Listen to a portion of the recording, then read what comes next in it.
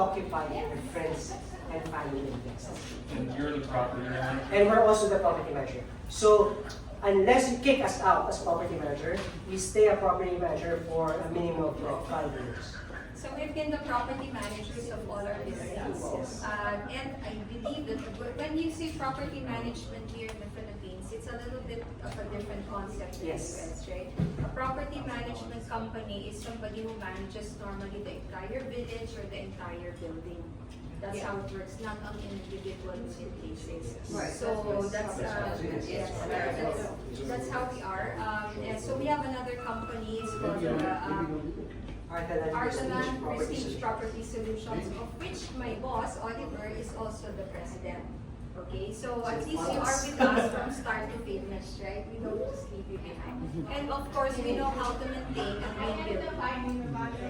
Okay, so,